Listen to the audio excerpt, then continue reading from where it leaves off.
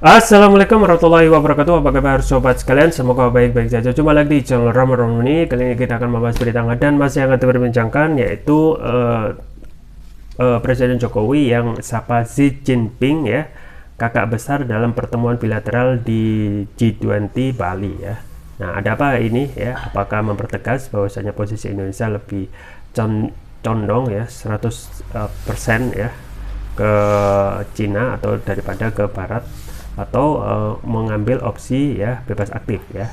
Ini yang sesuai dilansir oleh Republik Online ya. Langsung kita baca dan kita ulas. Jokowi sapa Xi Jinping kakak besar dalam pertemuan bilateral di Bali ya. Di ada apa namanya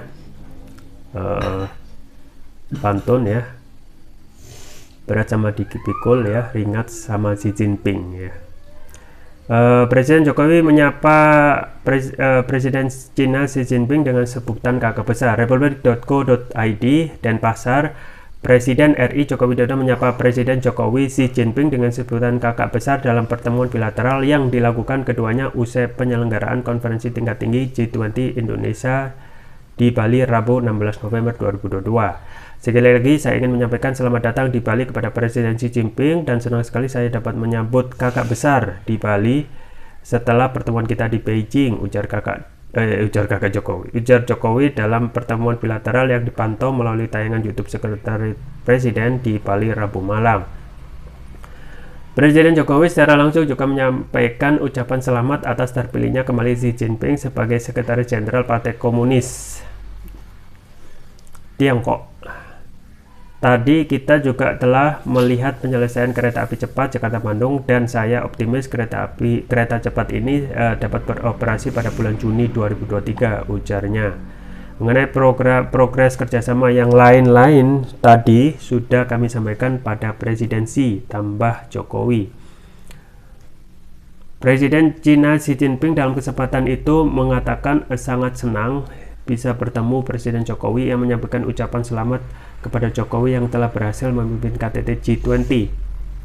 Selanjutnya, Presidensi Indonesia telah menyumbangkan tenaga Indonesia dalam hal memperdalam tata kelola global serta mendorong pemulihan ekonomi dunia.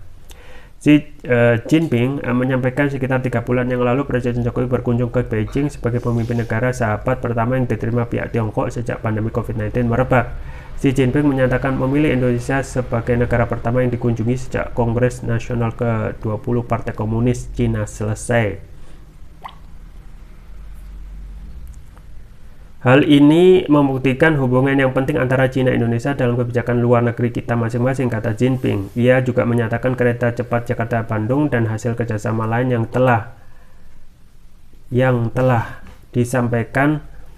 disaksikan bersama merupakan pencapaian nyata yang tidak hanya memberikan kesejahteraan kepada rakyat dua negara, tapi juga memberikan hasil positif baik di regional maupun global, serta memberikan teladan bagi sesama negara berkembang untuk mewujudkan solidaritas, mengembangkan kerjasama yang saling menguntungkan. Saya bersedia melakukan komunikasi strategis secara mendalam dengan Bapak Presiden untuk bersama-sama mendiskusikan bagaimana mengembangkan hubungan bilateral dan merancang cetak biru pembangunan senasib sepenanggungan Cina-Indonesia. Diharapkan Cina-Indonesia dapat bergandengan dengan tangan dalam mewujudkan tujuan pembangunan 100 tahun masing-masing dan bersama-sama mempromosikan misi umat manusia demi perdamaian dan pembangunan, jelasnya.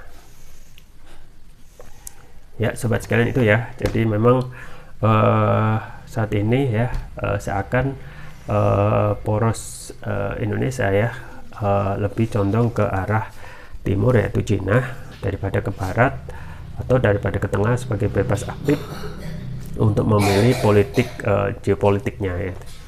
Nah, memang hal yang paling sering itu sudah menjadi hal yang bisa kita lihat adalah poros presiden ataupun era Presiden Jokowi ini sejak masa era Presiden Jokowi adalah bagaimana lebih condong ya untuk menuju ke poros timur, yaitu poros China ya.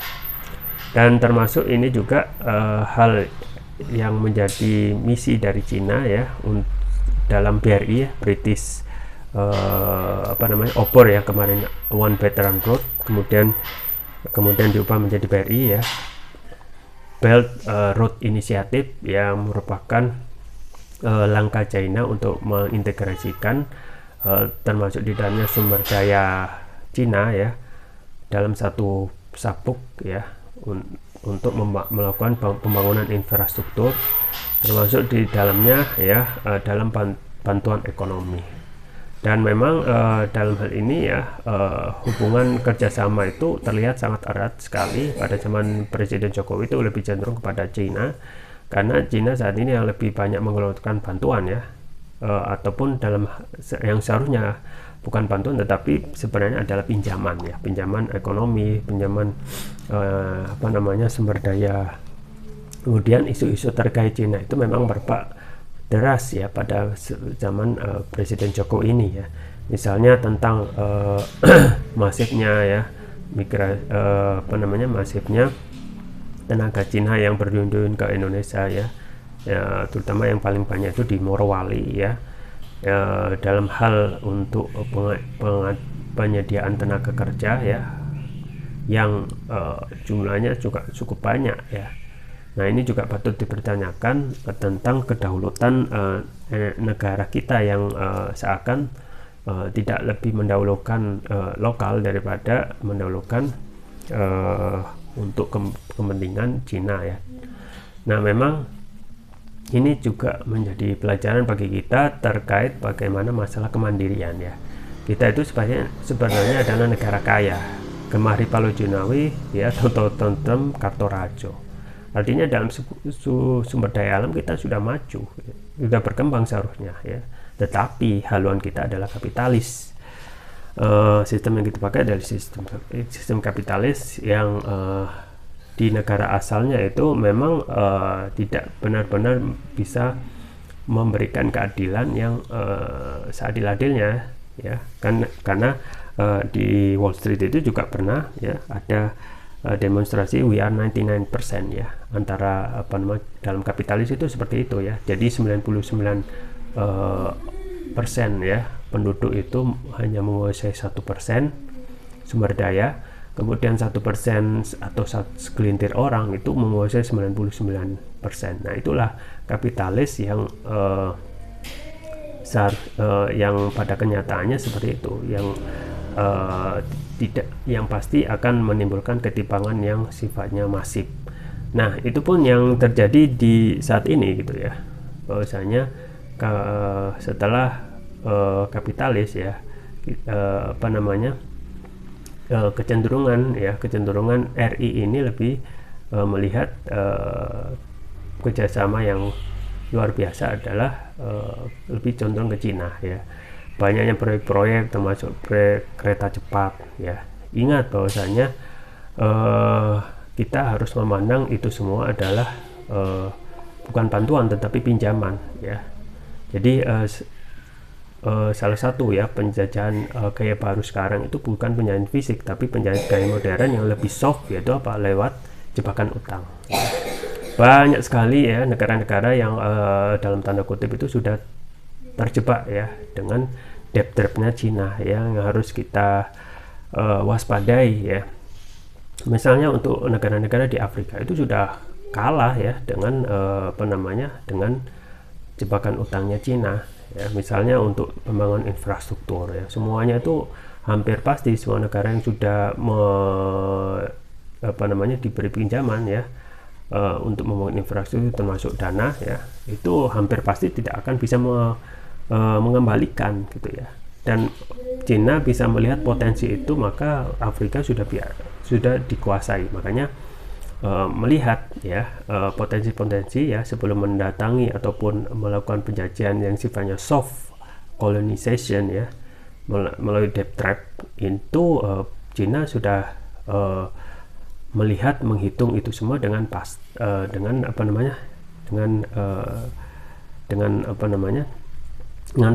ya. Akhirnya memang mayoritas negara itu tidak bisa membalikan ya pinjaman utang dari Cina. termasuk yang terbaru ya, negara Asia yang kemarin sempat diberitakan ya viral adalah negara Sri Lanka yang sudah menyatakan bangkrut ya. Dan itu hal yang sudah patut diprediksikan ya. Di satu sisi Sri Lanka memang tidak mempunyai sumber daya alam ya, hanya mengandalkan pariwisata. Di satu sisi utang dari Cina itu dan kebijakan pemerintah yang tidak bisa mengukur kemampuannya, akhirnya tidak bisa mengambilkan utang ya. Akhirnya memang separuh ya sumber daya yang ada di Sri Lanka mau tidak mau harus harus diserahkan sebagai jaminan utang kepada Cina. Nah, Indonesia masih beruntung ya. Indonesia masih beruntung karena mempunyai sumber daya alam yang kalau itu tidak dijaga ya, bisa jadi akan menjadi ya kegagalan kedua seperti negara Sri Lanka ya. Kita kan beruntung karena mempunyai sumber daya alam ya. Kita beruntung mempunyai sumber daya alam. Sedang utang kita yang kita sebut sebagai bantuan itu sebenarnya adalah debt trap ya, jebakan utang yang seharusnya kita harus berpikir itu juga ancaman ke depan yang harus kita perhitungkan ya. Misalnya untuk proyek-proyek kereta cepat ya, proyek infrastruktur kereta cepat dan proyek-proyek yang lain ya. Proyek Bandara Kertajati di Majalengka itu ada proyek gagal ya. Proyek gagal yang kita ketahui setelah ada pembangunan ternyata sepi ya, hanya menjadi bengkel pesawat ya. Dan itu pun ya setelah itu masih ada proyek-proyek yang dipotensi akan dijadikan sasaran bagi Cina, yaitu proyek kereta cepat ya. Nah, proyek kereta cepat ini menurut hitung-hitungan para ahli tidak akan bisa ROA ya, return of investment, nggak akan balik modal hingga 100 tahun ya. Belum lagi nanti ada pembakaran bisa 100 tahun lebih ya.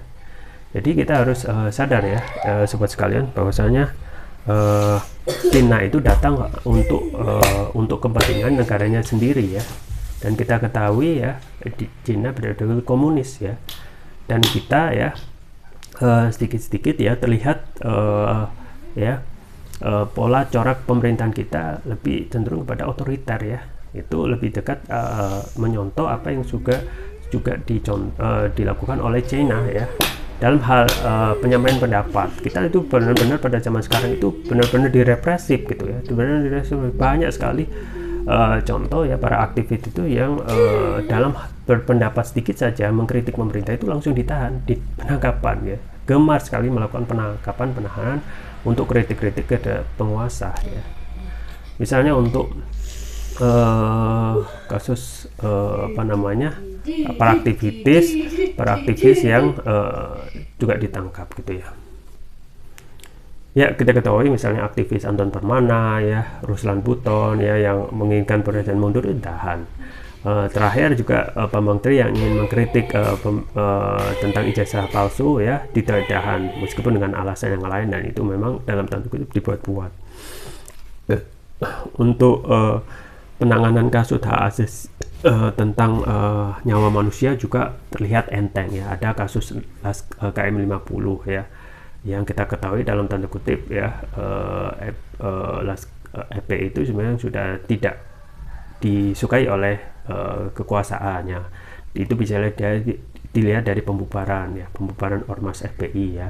Kemudian juga laskarnya bagaimana akan mendapatkan keadilan ya kalau orang-orangnya sendiri sudah tidak disukai oleh kekuasaan. Artinya memang hingga saat ini ya kita masih bermasalah ya. Kita juga khawatirkan ideologi komunis ini ya sedikit demi sedikit, meskipun itu tidak diakui ya, sebenarnya kita condong ya pemerintah ini lebih sifatnya otoriter gitu ya. Misalnya ketika ada pembunuhan pada zaman Orde Baru ya, misalnya untuk membungkam aktivis itu sebagai tindak otoriter ya, atau tindak pelanggaran hak asasi manusia. Tetapi pada saat sekarang ya, untuk pembunuhan kasus KM 50 ya, kita masih memperdebatkan apakah pembunuhan Laskar FPI, 6 Laskar FPI dan kemarin 50 itu ya, itu sifatnya otoriter enggak gitu ya. Nah, ini yang patut kita pertanyakan konsistensinya. Kemudian keberpihakan kita kepada asing yang seakan kita sifatnya inferior gitu ya. Ingat bahwasanya kalau kita bisa mandiri, kita itu bisa menjadi negara yang baldatun thayyibatun warabun ghafur ya, kita akan menjadi negara sejahtera ya, kalau kita benar-benar mandiri ya.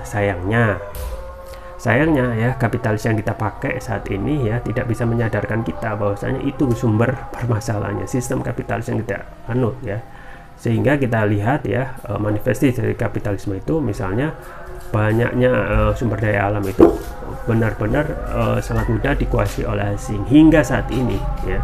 Penguasaan tambang emas di Grasberg dikuasai Freeport ya, kemudian tambang minyak Chevron dan lain sebagainya, dan banyak sekali ya. Pun juga budaya korupsi itu malah memperburuk kondisi saat ini yang sudah jatuh tambah jatuh, sudah jatuh tertimpa tangga pula ya. Makanya kita harus waspada gitu ya terhadap investasi Cina ya. Itu sebenarnya harus kita manai ya, harus kita lihat sebagai sesuatu yang potensi bahaya di depan mata ya. Belajar dari kasus Sri Lanka yang tidak mempunyai sumber daya alam, akhirnya menggadaikan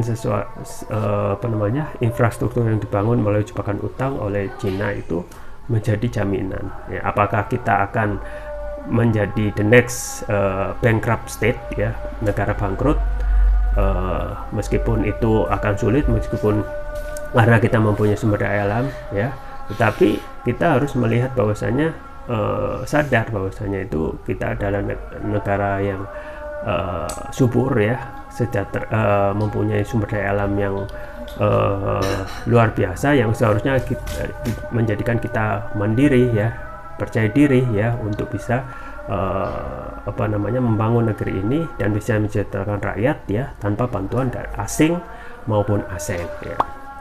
Ya, itu saja yang bisa saya sampaikan. Semua bermanfaat. Jangan lupa like, share, dan subscribe. Sampai jumpa lagi. Wassalamualaikum warahmatullahi wabarakatuh.